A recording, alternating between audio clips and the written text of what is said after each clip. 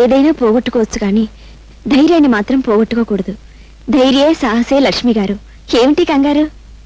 నేను ఇప్పుడు ఆపదలో ఉన్నాను. పోలీసు వాళ్ళు తరుముకు వస్తారు. Please help me. Thank you. రండి, మీరు దీని చాటు నిలబడండి. మీకేం భయం లేదు.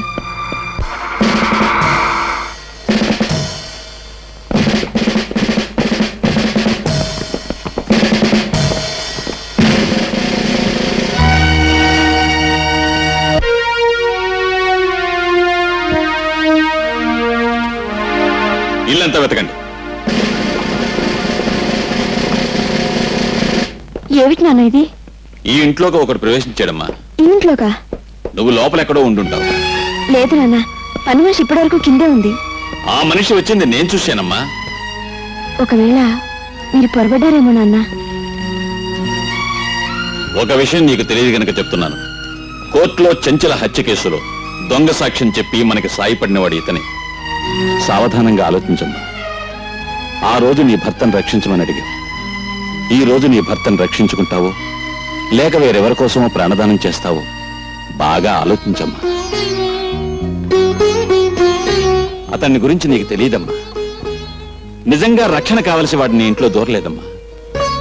హత్య జరిగింది ఇక్కడేనని నీకు నాకు తెలియజెప్పటానికే వచ్చాడు.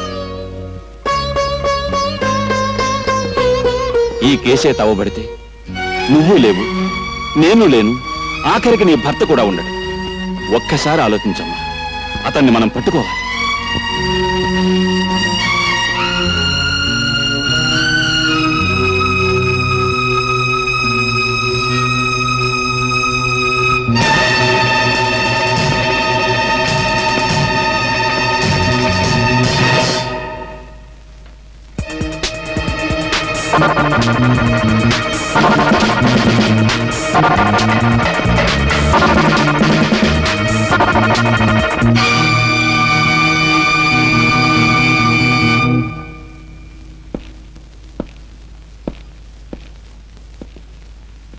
భయపడకమ్మా.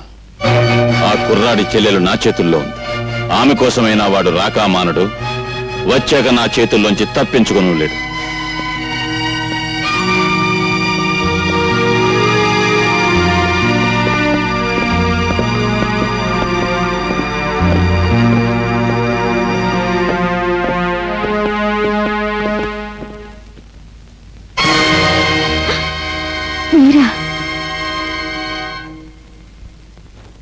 నన్ను క్షమించండి. మిమ్మల్ని దాస్తానని చెప్పి. మీరు చేసిన సహాయానికి కృతజ్ఞతలు చెప్పకుండా వెళ్ళకూడదనుకునే మీ నాన్నగారికి పారిపోయినట్టు భ్రమ కలిగించాను. మీ తండ్రి కూతుల సంభాషణ విన్నాను. పాపం నేను మా చెల్లెల్ని రక్షించుకోవడానికి వెళితే అదును చూసి పట్టుకోవచ్చనే ధీమలో ఉన్నట్టున్నారు.